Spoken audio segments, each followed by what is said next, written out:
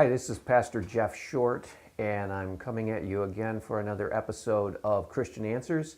Glad to have you along. And today we're going to continue to talk about this obvious media bias that we're seeing. It's not anything new. We've known about this for a long time, but it has never been on display as clearly as it is today. I think as we approach the 2016 elections here in the United States, we saw the media bias was pretty upfront, and we could pretty much tell, we could really tell who the reporters were. Most of the mainline media reporters were for Hillary Clinton, no question. But they did enjoy the viewership that they got when Donald Trump spoke and others spoke. So there was a fight, a battle for the election, and they benefited from that battle and that election by reaping the benefits of viewership. And so they liked that aspect of it. Now, though, that things didn't turn out the way they wanted things to turn out, they have gone on full attack mode to the winner of the 2016 election, Donald Trump. Now, as Christians, we are happy that Hillary Clinton did not get to become president, because we are against pretty much everything she stands for. Especially she's for abortion, and she's for gay marriage, and she's for all these other secular, humanistic, anti-Christian policies. And we are not so much for Donald Trump as we are against Hillary Clinton. So the good news is Hillary Clinton lost. The bad news is Donald Trump won. So you have to pick your poison, I guess. So we have Donald Trump as our next president. Now, the thing is, the media cannot accept that fact. They were all geared up for Hillary Clinton to be the winner. They had orchestrated everything. They had set the table for her, and they were preparing to come to the banquet after she won, and she lost. And their perception of reality was shattered, and they don't know what to do. And so what they're doing now is they are fueling discontent, they're fueling anger, they are trying to stir up a civil war, and they don't know it yet, but they're trying to stir up a civil war, which it could lead to if they are not careful. They are igniting flames and then televising those flames and fueling those flames by their broadcast and their rhetoric and by their approach to this whole election. And so we're watching before our very eyes the wrath and the revenge of the mainline media, who are so angry that they were not able to be the ones that control things, and they were not the ones that were able to outmaneuver Donald Trump, and they were not the ones that selected the president. In fact, the people of the United States went against the media expectations, went against the polling data, went against every statistical probability, and voted in Donald Trump. And so the media are mad. They want to fight back, and they are fighting back. And we're watching this play out in front of our television, and it's amazing. It just shows you, and we as Christians need to be aware of this, we cannot trust the news reports that we are hearing. We cannot trust them on the internet. We cannot trust them in the radio networks and the television networks. We have to dig and sort and sift to try to get a semblance of the truth out there. Well, I ran across the broadcast of Michael Matt at the Remnant Television, traditionalist Catholic, not Protestant, but traditionalist Catholic, but he has a lot of good things to say about what we are observing now with the media. And so I'd like to play a clip of the Remnant Television in which he analyzes what is happening, and then come back at the end of the video clip and add a final commentary. So let's roll that clip right now. Good evening. I'm Michael Matt, and this is the Remnant Underground.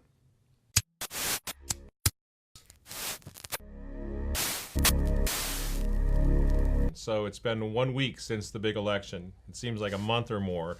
There's a lot to process, and I guess the best takeaway, not to be too smug, but the best takeaway is the liberal, blubbering, angry cry fest that's going on all over this country. I can't believe this. We all went through not one but two elections of the insufferable, pro-abortion Barack Obama, right? And I don't remember any of us in need of therapy. Do you remember this, Rob? I skipped the therapy. Don't think I needed therapy. I was upset. Right. I wasn't happy. But I didn't need to smash a cop car or get into therapy. What's wrong with this country? Why is this entire country turned into a kindergarten? I don't understand. And again, these inconsistencies. Why is actual hate speech? We hear so much about hate speech, right? But why is it that actual hate speech and the irresponsible fomenting of violence and hatred, such as we see all day long on National Public Radio, for example, since last Tuesday, why doesn't this get flagged by anybody? Why is this okay? You know, a nation in fear, Donald Trump wins. The LGBTQRS community in terror tonight. Blacks and minorities locking their doors. Hispanics worried that Trump is going to rip their babies and take them to Mexico. This is just ridiculous scare tactics going on public radio, public TV. This is just how it goes. That's just fine. That's to be expected. And then we see what really is going on with our own eyes. We actually see every night angry bands of America-hating, racist liberals beating up white people, smashing cop cars, burning down parts of their own cities out in Portland and everywhere else. And that doesn't fit the narrative, so we don't talk about the inconsistencies. We got, MSNBC. Pay no attention to what you see going on out there in Portland. We are going to tell you what's really going on. What's really important is that white people are racist. We know what's best. Oh, really? MSNBC, CNN? You know what's best? You know what's going on? Just like you knew what was really going on with this election for the past 15 months? Forget that. For the past couple of weeks, couple of days before the election, when you were so dead wrong, you experts. Remember those talking heads, by the way, all over CNN and elsewhere, even Fox to some extent, when Trump committed that mortal sin, when he said that he was going to wait and see before accepting the election results. Remember that? Oh, the humanity, the horror. Why? He's undermining the foundation of our sacred democracy. This madman must be stopped. We heard it night after night after he made those famous statements in the third debate. But now think about this. What do we have going on right now? We have tens of thousands of these anarchists, paid anarchists, out there on the left coast burning flags and screaming, "Not my president!" So they didn't accept those election results, did they? And those same talking heads who were so irate over Donald Trump saying he might wait and see. Now what do we hear from these people? Well, I think these protests are so important to the healing process. They're necessary. They're a good thing for our country. Double standard? Maybe just a tiny bit. Maybe just a tiny. What about undermining the foundations of our sacred democracy? No, that's not so much anymore. Now that that it would be applicable to these lunatics on the left. I guess some of these folks who are crying and upset and destroyed and seeking counseling, Rob, I guess some of them are serious. Yes. I think they really are. They're the ones that aren't burning up the cars. They're in the fetal position, maybe spinning plates. I don't know, having comfort foods. I think they're serious. They actually have timeout zones. Now, I'm getting old, but I thought a timeout was something you did with little kids. Yeah. I mean, I wouldn't. That kid's, I don't. But I think that's what they call them, like the timeout zones, spaces. Right? Is it timeout? Something like that. Something like that for these poor kids on college campuses who are just losing it over this election, and they have to process their grief and their sadness and their anger. Now, I've come to believe that these odd little millennial people are actually serious. They really are devastated. I mean, right here in St. Paul, for example, the venerable St. Thomas University, my erstwhile alma mater, by the way, before my father yanked me out of it for being anti-Catholic back in 1987 already, and sent me out to Christendom College. But St. Thomas University has sent out a memo announcing that, quote, and I don't know if I'm going to be able to read this without losing it, but I'll try. Quote, Remember, venerable Catholic university, founded, established in 1880 or whatever by Archbishop John Ireland. Quote, the Wellness Center will provide space and time for the remainder of the semester for students, faculty, and staff who find themselves needing a retreat during the day after the election of Donald Trump. Cushions will be laid out with hot tea and a quiet space to calm the mind and spirit, end quote. Rob, this is at an institution of higher learning. Cushions and hot tea. Because they didn't like the election results. They didn't like the fact that the biggest pro-abort in the history of electoral politics didn't get elected, and this is a Catholic university. Again, the truly tragic part of this is I think they're real. They're sitting around in circles, holding hands and weeping and trying to get through this. And let's not forget, these are the great-grandchildren of the Depression era people, of the greatest generation, the World War II generation. These kids, these snotty little brats, need cushions and hot tea to endure an election that didn't go their way. We must just pray that nothing truly tragic ever happens in their lives, like a natural disaster that cut off their Wi-Fi for a few days. I don't mean to make fun of these people. They're victims, these little millennial things. Holy cow, they're the result of the tragedy of the Catholic Church, Vatican II going belly up, the whole American experiment going belly up, secularism and the rest, modern public education, for example. I don't know, what about the Trump voters over at St. Thomas University? First of all, are there any? I don't know. If so, I wonder if anyone's over there handing out cushions and hot tea to those guys. Now they're being treated like racists and haters over how they cast their ballots in the great American democracy. But wait, there's more, Rob, there's more. Back to St. Thomas. Now St. Thomas, again, just down the street, up a level, down the street from the catacomb, the great St. Thomas University. They got more in their little memo helping their students and faculty survive this election. Under the heading, I'm not kidding, unpack your white privilege, St. Thomas, the Catholic University, goes so far as to make common cause with those same nutter anarchists out on the left coast who were just talking about a few minutes ago, trying to burn down their cities and screaming racism and all the rest, threatening death to those who they don't like how they voted and so forth. These same anarchists. By the way, before I get to that, Rob, maybe you saw this. We all knew that these guys out there burning the cars and beating people out there and saying that Trump is not their president, that George Soros is behind this because he always is. But what I found really interesting is that you can find ads all over Craigslist, right, of all places, where these folks posted online in Los Angeles, Portland, Chicago, offering up to $1,500 a day for these kids to engage in the Stop Trump movements. $1,500 a day. $1,500 a day. I'll be right back. Yeah, right. Well, yeah, you can make more money doing that than, right, exactly, my point. So much for the spontaneous, movement of the people over the injustice of racism in this country.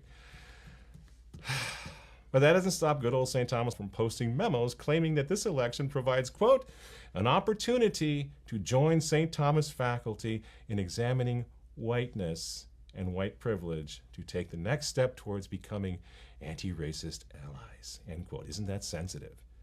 Even the insufferable liberal Michael Moore denounced this sort of thing as hate speech, to his credit, when he appeared on the Morning Joe show, is that what it's called, with Joe Scarborough, last week. And he was fair enough to really denounce this whole idea. It was a very dangerous idea, the radical, liberal, and truly dangerous charge that Trump supporters are a bunch of racists, which is what we were hearing 24/7 out of the left and out of the media.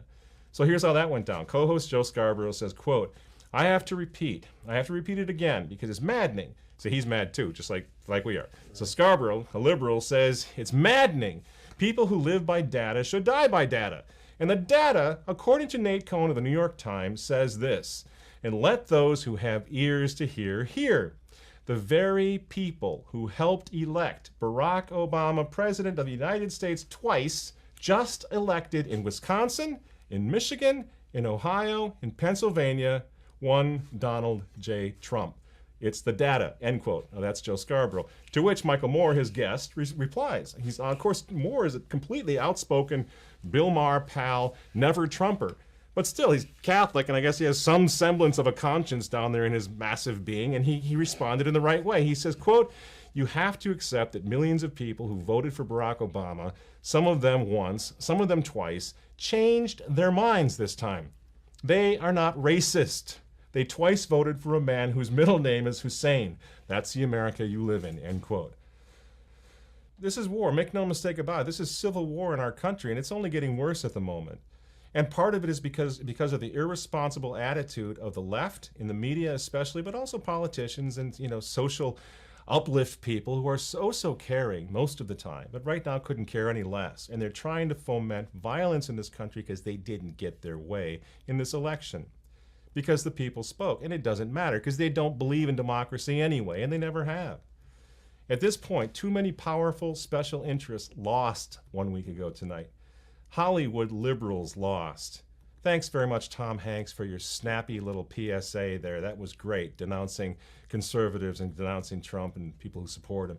But nobody cared. It didn't work. Music superstars such as Miley Cyrus, and don't get me started on her, or Bruce Springsteen. You know, Rob, when they trotted out Beyonce and Jay-Z, is that who it is? Yeah. And Bruce Springsteen a couple nights before that election, that's the first indication that I had that maybe they were going to lose, That was desperate. That was an act of desperation. It didn't work. And what's really good about it is that now we see that even Hollywood is no more powerful than the people of this country make them and allow them to be. So that they lost. Big Hollywood lost. Big media lost. MSNBC, did you see this creature with a little butch cut, Rachel Maddow? She's reduced to anger and tears the other night after announcing the election results. All these people were wrong. The pollsters, the experts, the President of the United States, George Soros, this insufferable guy, the European Union, Pope Francis, Lord deliver us, the United Nations, they were all wrong. They all lost, and they lost bigly, as Trump might say, and I don't think they're going away. I think we need to kind of batten down the hatches and get ready for some unpleasant next few months. They're not good losers. This is going to get ugly. Which is why I think that we all need to kind of keep our heads too. Let's do whatever we can to kind of, let's move past this. I know there's a lot of angst, a lot of frustration right now. There's frustration in this show. But for example, we need to prosecute Hillary Clinton. Hillary Clinton doesn't need to be, I don't think we need to waste time prosecuting Hillary Clinton. Nothing, there's no sentence worse than what she got 1 week ago tonight. Right, Rob? Yeah. She's done. She's permanently, her position as a two-time loser, permanently, etched in stone now. She's disgraced Barack Obama. That whole Obama legacy is toast, and the Democrat Party is sick to death of her. She's an embarrassment. Let that go. Let Donald Trump appear to be a little bit less Trumpish and more magnanimous by saying, okay, fine, she lost, she's done, she's history. So we need to do our part to kind of facilitate some of this stuff, and then we also have to keep our own heads. We elected Donald J. Trump last week. Not St. Thomas Aquinas, not Garcia Moreno, not El Cid, not even the Gipper. Let's not make Trump into something that he's not. We all knew all along we were voting for the people that this country, or the left coast folks are decrying with hatred right now tonight. That's who we voted for, the real Americans, the blue-collar people, the people that make this country work, the farmers, the pipe fitters, all those people like us who are out there trying to make a living and raise their kids with their Bibles and, yes, their guns. Those folks are who we voted for last week. And we can't expect some sort of kingship of Christ, Catholic statesmanship from Donald. We just can't. And those of us who supported him, we never predicted that we could. He's Donald Trump, the you're fired guy. What was that show? The Apprentice? Whatever, I never saw. But this is the guy who just made. It's pretty funny when you think about it. The Apprentice guy. Okay, we won't go down that road. We'll do that another time. But this is Donald Trump. And there's a lot of things that he did and said they were terrific, which I hope he means and meant, and we can count on him to come through now. But he's going to make some compromises. He's going to make some bad compromises. We're going to get bad news out of this White House. Prepare for it. But you know what? The thing is, God has intervened. Our prayers were answered. Good things are going to happen. And I think Trump's first test may already be upon us. This is in the form of Stephen Bannon, the Breitbart news guy. It's kind of a convoluted story, but we've got more on our website, remnantnewspaper.com, if you want to see it. But now he's been appointed, Bannon has been appointed senior advisor to the president and chief strategist, and this is causing the left to see red, or at least to pretend they're seeing red. They are furious. This is the whole race-baiting, hate-mongering industry. They're all up in arms now. Donald Trump elevating Steve Bannon to chief strategist and senior counselor in the White House. Already, multiple hate watch groups are now rebuking the appointment, voicing their concerns about Bannon's ties to the alt-right. Known for controversial headlines like Bill Kristol, Republican spoiler, renegade Jew, and birth control makes women unattractive and crazy. The insufferable, and I do mean insufferable, Mark Potok from the Southern Poverty Law Center was trotted out last night on CNN with the special task of warning the world that a dark day was coming. Hate-mongering comes always with a good, healthy dose of fear-mongering, which is what the left, the media are doing right now.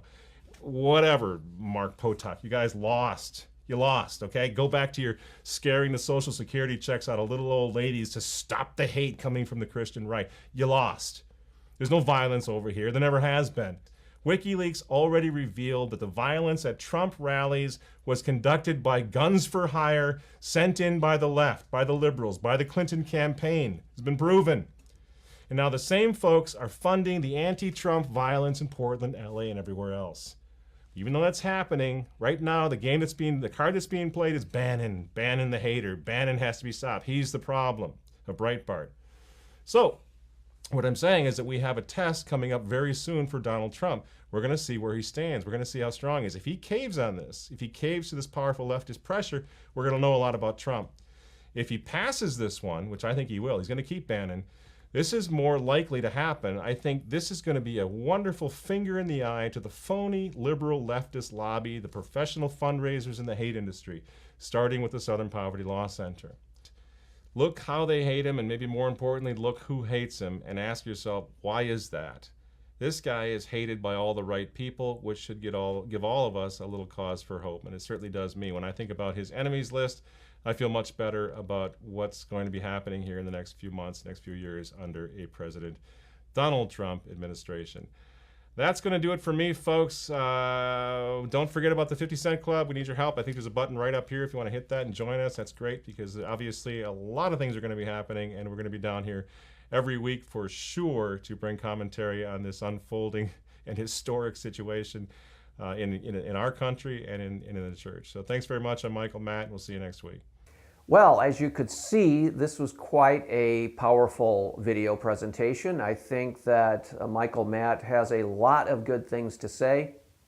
He is pretty much pointing out what more and more commentators are pointing out, and that is that there is a huge segment of this population that has gone secular, that has gone anti-Christian, that is atheistic or near agnostic, which means that they don't officially recognize God, they don't officially recognize any kind of divine revelation, they don't officially acknowledge any kind of God aspect to reality, and so they're just believing whatever philosophical ideas or scientific ideas that they can learn. That's agnosticism. That's what our secular society is all about. Now, most people don't go the path of Richard Dawkins, who denies God flat out. Most people are agnostics, or they're nominally religious. In other words, they maybe acknowledge that there might be a God, but they have nothing to do with that God, and they live their lives a fairly secular, atheistic life. So Michael Matt is pointing out the fact that we're seeing a society that is near civil war, and it's being fueled by the news media that wants to stir up a controversy. They want people to view their television broadcasts. They want people to tune in their radio broadcasts. They want to generate news because they were addicted to lots of viewers and lots of listeners during the election because you had two diametrically opposed candidates. One was thoroughly secular and thoroughly anti-Christian, and that is Hillary Clinton. And she wanted to carry on the Obama legacy, which has brought to us in these past 8 years one of the things, so-called gay marriage, which is an abomination to all Christians. It is forbidden by God in the scriptures, and it's totally contrary to our Christian faith. Well, Hillary Clinton doesn't care about that. She wants to advance that. She wants to advance the Obama legacy. And so she's a secularist, radical secularist. Well, Donald Trump is not that. He is not what you would call a Christian in the sense of the heart and mind are surrendered to God through Jesus Christ. No, he is a cultural Christian. He identifies with Christianity, and he holds some of the historic Christian values, but he's more governed by business and finances and pragmatism. But he has made promises to Christians of all stripes, and one of the promises is that he would oppose abortion and that he would appoint Supreme Court justices who respect human life and would rule against Roe v. Wade and possibly overturn it and send abortion back to the states where they could be banned in some states. And that is what we are hoping and praying he will do. Now, the media is enraged over this. They cannot even imagine a world where Christian values rule once again. And so they're doing everything they can to oppose Donald Trump and to fuel the flames of division in our country. And we pointed this out in our last video where they would take a handful of people somewhere in the United States that were protesting Donald Trump and blow it way out of proportion and make it look like it was a huge protest. And then once that was on camera, that encouraged other protests and so on and so forth. So they're doing everything they can to divide this country, and we're seeing it played out in front of our eyes. And it's really sinister, it's really evil, and we need to pray that this stops. We need to pray that people accept the outcome of the election, that if they want to make changes, they can do them politically, they can do them in debate, but end this protesting, arguing, and dividing of our nation, because that's what elections are for, to settle that. Who is president? Who is not president? And we need to pray that God brings about peace in this country, because if we don't, we are going to see a lot of destruction and might be the judgment of God upon our land. So we need to be praying for our country during this time, and we'll see you back here next week on another episode of Christian Answers. God bless.